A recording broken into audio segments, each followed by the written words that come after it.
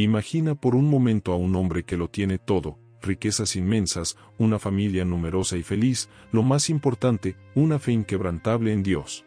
Ese hombre es Job, y su historia comienza en la tierra de Az, donde era conocido como el más grande y respetado de los hombres del este. Job no solo era próspero, sino también íntegro. Era un hombre que temía a Dios y se apartaba del mal. Su vida parecía perfecta. 10 hijos llenaban su hogar de alegría, y su riqueza era incalculable, miles de ovejas, camellos, bueyes y asnos. Para los estándares de la época, Job estaba en la cima del mundo, tanto en lo material como en lo espiritual. Pero lo que realmente lo distinguía era su devoción. Job ofrecía sacrificios regularmente, incluso por los pecados que sus hijos pudieran haber cometido sin darse cuenta. Era un hombre que vivía con humildad y gratitud, reconociendo a Dios en cada aspecto de su vida. Sin embargo, lo que Job no sabía es que, en ese mismo momento, su nombre estaba siendo mencionado en el cielo, en un diálogo que cambiaría su vida para siempre. En una asamblea celestial, Satanás se presentó ante Dios. Dios, orgulloso de su siervo Job, dijo: ¿No has considerado a mi siervo Job?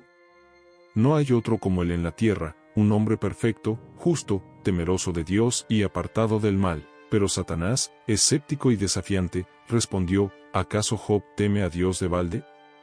Tú has protegido todo lo que tiene. Si le quitas todo, te aseguro que te maldecirá en tu propia cara. Estas palabras pusieron en marcha una prueba monumental.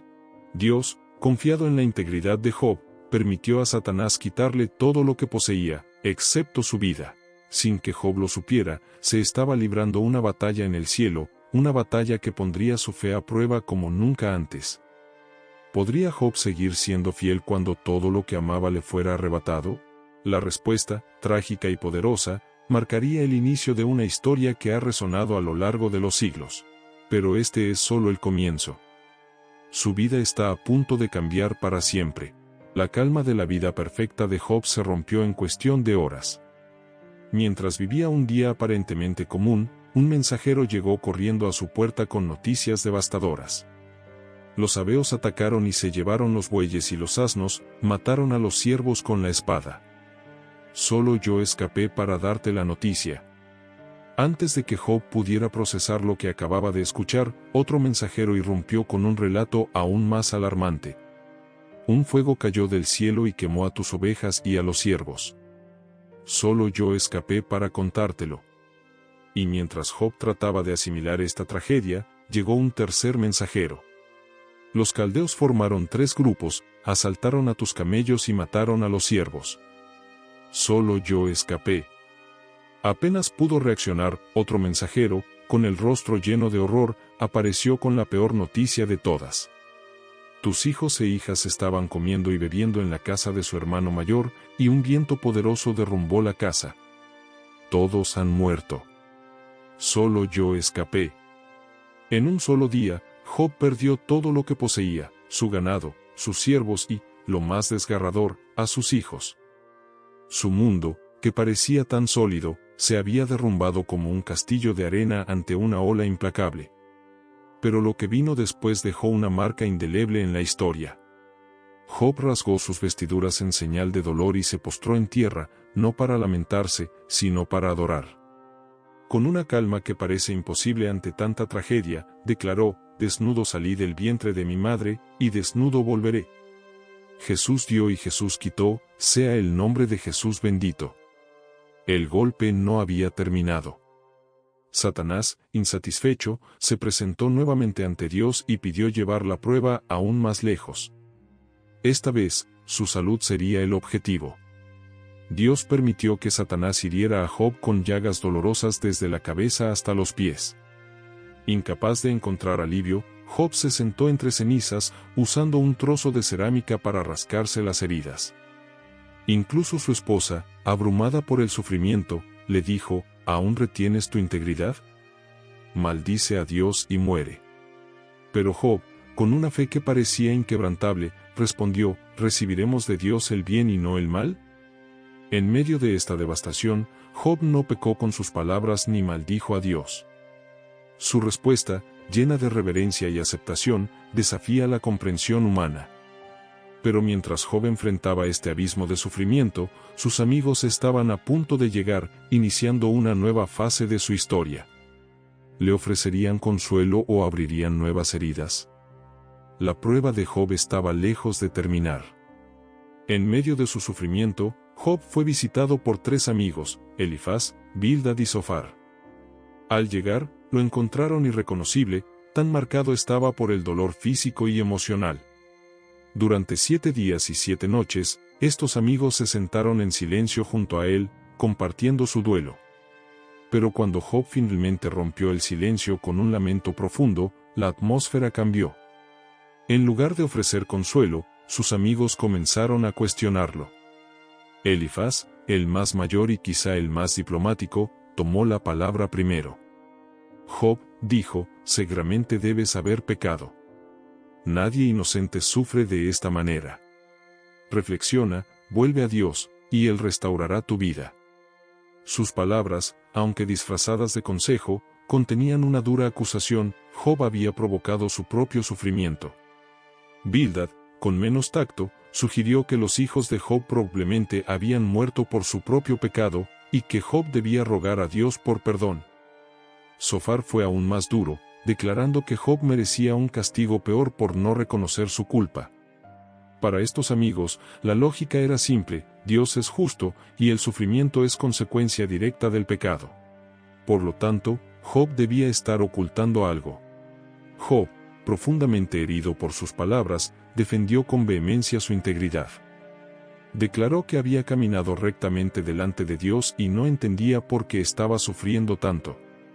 Con un corazón lleno de angustia, clamó a Dios: muéstrame en qué he pecado. ¿Por qué permites que el justo sufra mientras los impíos prosperan? En su diálogo, Job expresó dudas, confusión y una intensa búsqueda de respuestas. No negó a Dios, pero cuestionó su propósito. Lamentó haber nacido y pidió que su vida terminara para escapar de su agonía. A pesar de sus palabras cargadas de dolor, Job sostuvo su fe: sé que mi Redentor vive, y al final, Él se levantará sobre el polvo. Estas palabras, llenas de esperanza, brillaban en medio de la oscuridad. Las discusiones continuaron, cada amigo insistiendo en que Job debía confesar un pecado oculto, y Job reiterando su inocencia. Este intercambio se convirtió en un ciclo agotador de acusaciones y defensas. Sin embargo, algo quedó claro: ni sus amigos podían comprender la profundidad de su sufrimiento ni Job podía encontrar respuestas claras a su dolor. En este punto, el silencio de Dios pesaba enormemente sobre Job. Su clamor por justicia y comprensión resonaba en el vacío. Pero aunque sus amigos fallaron en consolarlo, una nueva voz estaba a punto de entrar en escena, una voz que cambiaría el curso de la historia.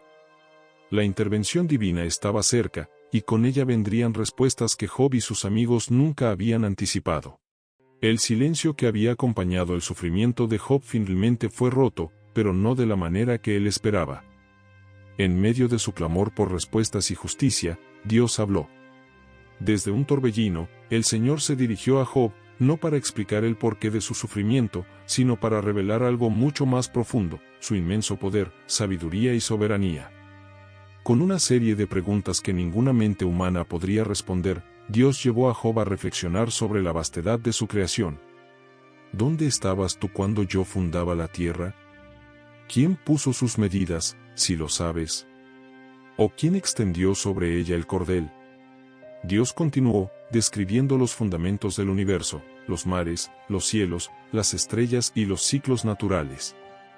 Preguntas como: ¿puedes atar las estrellas de las Pléyades o desatar las ligaduras de Orión?, subrayaron que la creación misma está bajo el control absoluto de Dios, y que su conocimiento y propósito están más allá de lo que el ser humano puede comprender. Dios también destacó su obra maestra en los animales, desde el majestuoso león hasta el poderoso leviatán. Cada criatura refleja su diseño soberano. Estas descripciones no eran solo poesía, eran un recordatorio de que, incluso en el caos aparente de la naturaleza, hay un orden divino que escapa al entendimiento humano. Ante esta revelación, Job no tuvo más palabras. En lugar de recibir las respuestas concretas que buscaba, Job se enfrentó al asombro y la maravilla de un Dios infinitamente grande. Su orgullo y su deseo de cuestionar a Dios fueron reemplazados por humildad. Con el corazón quebrantado, Job dijo: Yo sé que todo lo puedes, y que no hay pensamiento que se esconda de ti. Por tanto, me aborrezco y me arrepiento en polvo y ceniza. Aunque Dios nunca explicó directamente el porqué del sufrimiento de Job, su respuesta mostró que había algo más grande en juego, un propósito divino que no siempre es evidente para los seres humanos. El mensaje era claro: confiar en la sabiduría y soberanía de Dios, incluso cuando no comprendemos su plan.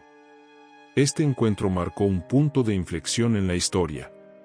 Job no solo fue llevado a un entendimiento más profundo de quién es Dios, sino que su relación con el Creador fue restaurada. Pero aún faltaba una parte crucial: la resolución final y la restauración de Job. La prueba había cumplido su propósito, y la recompensa estaba a punto de llegar. Con el corazón lleno de humildad y arrepentimiento tras su encuentro con Dios, Job experimentó un giro inesperado en su historia. Pero antes de que la restauración material llegara, hubo un paso crucial: la reconciliación. Dios dirigió su atención a los amigos de Job, quienes habían hablado con dureza y emitido juicios injustos. Mi ira se ha encendido contra vosotros, dijo Dios a Elifaz, Bildad y Zofar, porque no habéis hablado de mí lo recto, como mi siervo Job. En un acto de asombrosa gracia, Dios ordenó a los amigos de Job que ofrecieran un sacrificio y pidió a Job que orara por ellos. Job, a pesar de todo lo que había sufrido, intercedió por ellos con un corazón libre de rencor. Fue en este acto de reconciliación y misericordia que Dios restauró a Job. La narrativa cambia de tono, pasando del sufrimiento a la esperanza. Dios bendijo a Job con el doble de todo lo que había perdido. Su riqueza fue multiplicada, tuvo 14,000 ovejas, 6,000 camellos, 1,000 yuntas de bueyes y 1,000 asnas. Job, quien una vez se había sentado entre cenizas, ahora estaba rodeado de prosperidad nuevamente. Job también fue bendecido con una nueva familia. Tuvo 7 hijos y 3 hijas, y estas últimas fueron reconocidas por su belleza incomparable. En un gesto poco común para la época, Job incluyó a sus hijas en la herencia, destacando el valor y la importancia que les otorgaba. Su hogar, una vez lleno de luto, volvió a resonar con risas y alegría. Job vivió 140 años más, suficiente para ver a sus hijos, nietos y bisnietos. Su historia no terminó con el sufrimiento, sino con una vida larga, plena y rica en bendiciones. Pero más allá de las posesiones y la familia, lo que Job ganó fue una comprensión más profunda de Dios y una fe que no dependía de las circunstancias. La historia de Job es mucho más que una lección sobre la paciencia. Es un testimonio del poder de la fe, incluso en los momentos más oscuros. Nos enseña que, aunque no siempre entendamos el propósito detrás de nuestras pruebas, podemos confiar en la soberanía y el amor de Dios. En las palabras finales de Job, y en su restauración, encontramos un mensaje eterno: el sufrimiento no es el final. La redención, la reconciliación y la bendición esperan a aquellos que permanecen fieles, confiando en que el plan de Dios, aunque incomprensible, siempre es perfecto. Así, Job se convirtió en un símbolo de esperanza para todos los que enfrentan pruebas, recordándonos que después de la tormenta, siempre llega la calma.